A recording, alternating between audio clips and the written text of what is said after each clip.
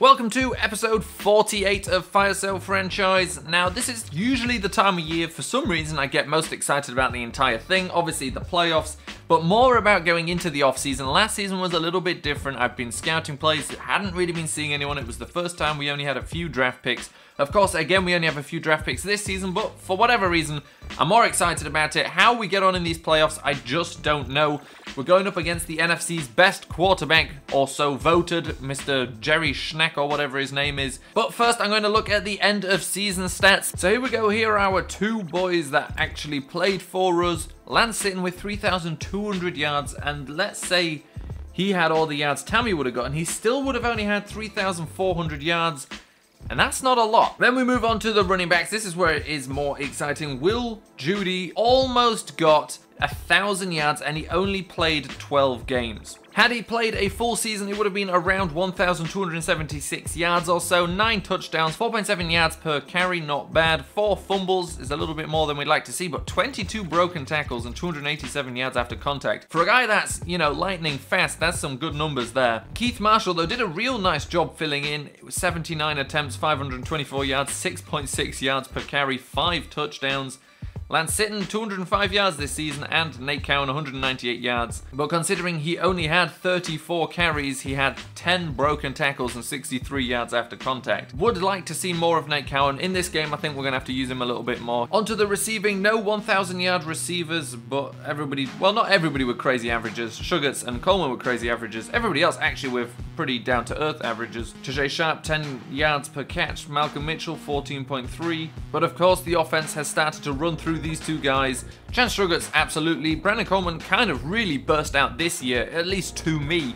All of a sudden just became an absolute stud of an option. But both of those just shy of 1,000 yards. Brandon Coleman did play the entire season. Chance Sugars most likely would have broken it had he played the entire season. For Nat Newsom to have played a whole bunch more snaps than everybody else, and that's down to the fact I switched out all of these players one game early on just to see basically if it would make a difference. Nat Newsom only allowed 3 sacks, which is obviously good. Corey Wong only 1, and then the right side, well, Browner I'm actually pretty disappointed about allowing 5 sacks. He may actually be a position that needs to be addressed a little bit more. I'll give a little bit more to the right side purely because that's obviously, if we do roll out, that's where we'd be rolling out to, and obviously then you might get a little bit more sacked if you're running around the place. However, also, Janikowski, 9 sacks actually really isn't good enough. Then onto the defense, and thanks to injuries and things like that, we don't have a single player over 100 tackles. However, we have 3 players with 90 plus, a linebacker, which is obviously what we want to see, and 2 safeties. If Stuckey wouldn't have got injured, he probably would have maybe even been over 100. So would Nickerson if he hadn't been injured, but we'd have 2 linebackers as our #1 tacklers, and then it doesn't really matter who's after them. For the sacks, Mario Edwards Jr., his first year with us, rewards us with 11 sacks. Dion Jordan with 10, so 21 sacks from our 2 defensive ends. Jamarcus Vance from the defensive tackle position, 7 sacks. Kevin Pierre-Louis also missed again some time, obviously, 7 sacks still. Eric Nickerson, 6.5. Fackrell, 4.5, and then a few more from some other guys. Interceptions, nobody ever has like a huge number, but Jameson Nickerson has 3 this year, D. Millen 2, and then 1 for Nickerson, 1 for Perry, and 1 for Stanley, and that should be 2 for Nickerson. If you remember, for whatever reason, it didn't count one of his interceptions. Forced fumbles, Eric Nickerson with 3, Mario Edwards with 2, Dion Jordan with 2, Jamarcus Vance with 2, Kyler Fackrell with 2, 1 for Nickerson, Stanley, Pierre-Louis, Stuckey, Joshua Perry, and David Onyemata, and 1 safety by Mario Edwards Jr., 1 safety by Christian Stuckey. Then the touchdowns, and we have a few of those this year again.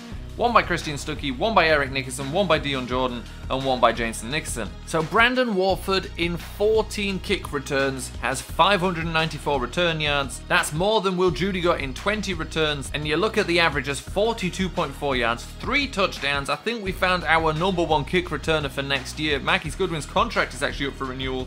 He's a little bit expensive. I think we may let him walk in free agency, see if he wants to join us again. But basically my point there is that we may be able to move on from him purely because we have Brandon Warford now. And it goes without saying that we are in the playoffs thanks to the defense, the #1 in the league in yards allowed. Not the #1 passing defense, we are the #5 passing defense. However, by a couple of 100 yards, we are the #1 rushing defense in the NFL. Not surprised at all, we are all over those. Not even close, however, to being the best scoring defense. and I don't think we probably came close to having the most sacks. Oh, we did actually. We came quite close. 55. Number 1 was 58 fumbles. We weren't very good at turnovers, actually. Look at that. Like, the Eagles have 42 turnovers, which obviously is actually kind of ridiculous. But we are also not the worst in the NFL for any of those things, so we'll take it. We're going in off the defense, but of course the defense, again, took another hit in the previous game. We'll be playing this playoff game without our man at strong safety, although, like I said before, although Derek Milner is injured, Tremont Steed is somebody I like. So for this game, we're going to be putting Denard Fluker in at right guard instead of Janikowski. I know it's the playoffs and everything, but 9 sacks really did surprise me. And I wasn't ever 100% happy with the line, and that's why I made those changes where I basically took out this entire part of the line for an entire game after they really were not doing well whatsoever. So we'll make the change. He already played that one game anyway.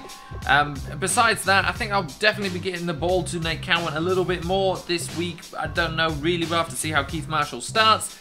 And that should be it for changes. Let's get into this game against the Falcons. They're tough. I think they swept us this season, but we've got to give it everything we have. Otherwise, we're out and we're into the off-season. So here we go, the first play of the game. They go for a play-action screen here. Completion to White, and he gets around Darren Stanley. Eric Nickerson finally cleans it up, but they get a nice pick-up gain from it. 2nd and 4, they go and run the ball with Devontae Booker, who finds a hole. Finally gets tackled, but right now they're just cutting through us, and it's pretty easy for them. 3rd and goal, though. Schneck with a little bit of trouble, not finding anybody open. Now he's being chased out of the pocket and is sacked by the behemoth duo of Jamarcus Vance and Mario Edwards Jr. Our first play, we basically go ahead and copy exactly what they did with the screen. Not quite successful for us, but successful enough. 3rd and inches. Blake Moreland gets the first down there. Then on 1st and 10, we zip one out to Tajay Sharp, who takes it over the 50-yard line. Nice pickup from him, 1st and 10, and there was just a complete miscommunication. That ball should have been given to Keith Marshall. Logan Tammy held on to it, found himself sandwiched between 2 defenders, fumbles the ball, and on 3rd and 7 now, Schneck is looking for a guy to get the first down, and that's exactly what he finds. Ekpre Lumu manages to make the tackle shortly after the first down marker. 1st and 10, they run with Devontae Booker, and that's our backup free safety coming in with the big hit. 3rd and 3, play action. Schneck with time in the pocket, plenty of time in the pocket, finds a man who goes towards the end zone. Ronald Darby just manages to stop him with the help of Kevin Pierre-Louis. 2nd and goal now on the 1-yard line, and he throws one out. Joshua Perry there in coverage against that player, and they get the touchdown. Now they're up 10-0. We're not panicking yet, though. Plenty of time left in this game. We run the ball with Keith Marshall. We're not going to suddenly abandon the run. 2nd and 5 now. Tammy back to pass. Manages to get one out towards Brandon Coleman. And there was a holding call there against the Falcons, which gives us an all-important first down. We try and get one there to Coleman. Can't get the first down. 3rd and 6 now. Looking back to Coleman again. This time we do get the first down. Just getting first downs at this point is important. Not going to lose traction of this game. Get one out here to Chance Sugars, and he manages to get another first down. We're just moving down the field now. And now we find ourselves 3rd and 10 on the 22-yard line. Lofts one up for Chance Sugars, who catches it. Cannot beat his man, though. Gets tackled at the 2-yard line. 1st and goal on the 2. Quick throw out to Mobo. And our man Moritz Böhringer scores the touchdown. And we're down now 10-6 because, well, we missed the extra point somehow. It's in an arena. I don't know how we did it. 2nd and 10. They continue to run the ball, this time going absolutely nowhere. And that's the 2-minute warning. 3rd and 9 now. Schneck with time in the pocket. Finds a man wide open over the middle. Darren Stanley makes the tackle, but they're now 1st and goal at the 5-yard line. Play action there and finds a wide open Julio Jones at the back of the end zone. 2 defenders kind of near him, but you cannot let Julio Jones walk around freely in the end zone. Back to our possession. Quick pass there. Incomplete. Keanu Neal is injured. We have to punt away, but we punt them into the 4-yard line. A quick hit from Eric Nickerson, and before the ball can even hit the ground, Mario Edwards Jr. catches it, takes it into the end zone, and our defense scores a touchdown for us, making this game 17-13. With just 1 minute left in the 2nd quarter, Tremont Steed was in there for a sack on them, and now they have to kick it back to us to start the 2nd half. And our man Brandon Warford is taking the ball back, manages to find himself a hole here.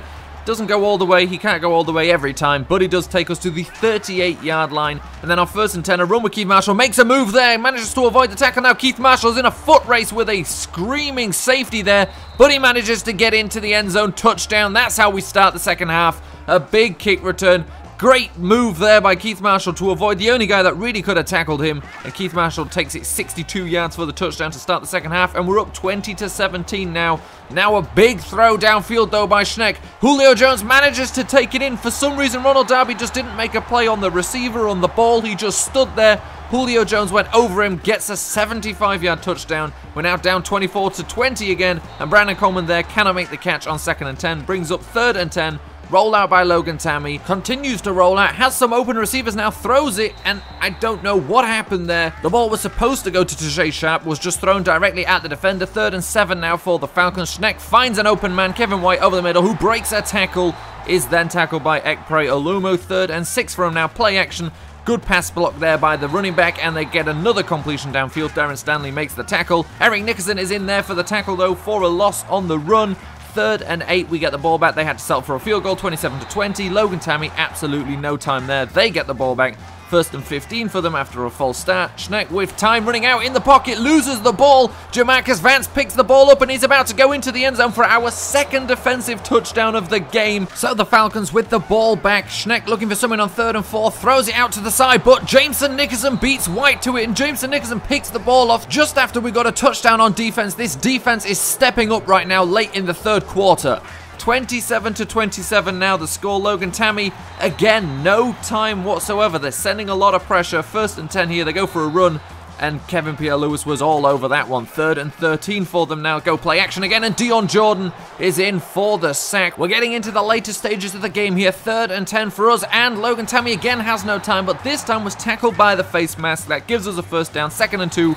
Run with Keith Marshall, cannot pick up the necessary yards. 1st and 10 though, a little bit later. We continue to run with Keith Marshall. It is also a bit of a running the clock out time here. 3rd and 4, quick pass to Cowan.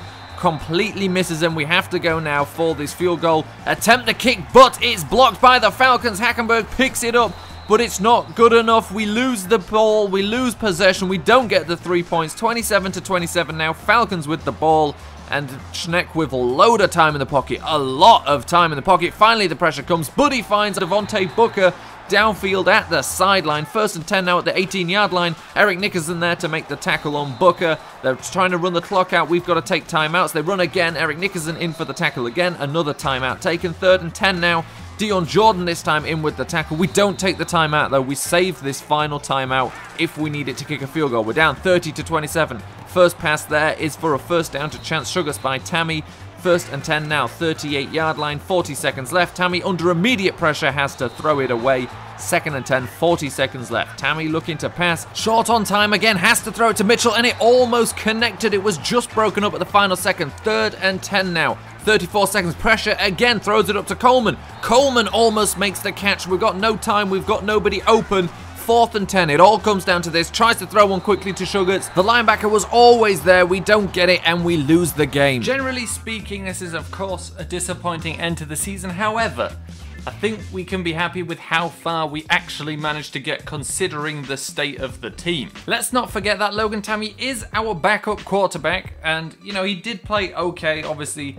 I mean, there was a series there where some throws were just going all over the place. Sometimes he just didn't have time to throw it, threw too late, etc. However, he didn't do too badly. I think we just got stuck in the end not being able to complete any long passes. Rushing, Keith Marshall did okay again, filling in for Will Judy. Actually has a better yards per carry average than him. And receiving, well, that's the same story as the passing, of course. And defensively, the defense all season long has done absolutely everything they can. It just wasn't enough today. Eric Nickerson leading the team in tackles. David Onyemata and Ramon Steed the next two, so a defensive tackle and a strong safety. We had sacks by Fackrell, Steed, Jordan, and one between Jamarcus Vance and Mario Edwards Jr. An interception from Jameson Nickerson as well as 2 forced fumbles, I believe. Yes, one by Kyler Fackrell, one by Eric Nickerson. Both of those forced fumbles, I believe, resulted in touchdowns. Jamarcus Vance getting the second one, Mario Edwards Jr. the first one. The defense again did everything. I did feel there was probably a little bit of a drop-off in coverage with Tremont Steed. That is what he's not as good as Derek Milner at, and he's a perfect box safety. To be honest, if we played that system, he'd be great. However, for us and our system, actually not the perfect strong safety. However, we can work on his coverage. He is the best hitter we've got on the team. But it all wasn't enough today. But to be honest, sticking with them this close, I didn't really expect, and I'm proud of everybody for doing. And I think we can, walk into the offseason with our heads held high enough of the fact we didn't have our starting quarterback, starting strong safety, starting running back, starting middle linebacker, our starting, if you call it that, nickel cornerback. We were missing a lot of key players, and we made it this far, and we kept it this close. and we just missed out in the end. And really, one of the reasons also we missed out was because of a blocked field goal where you really can't do anything about it.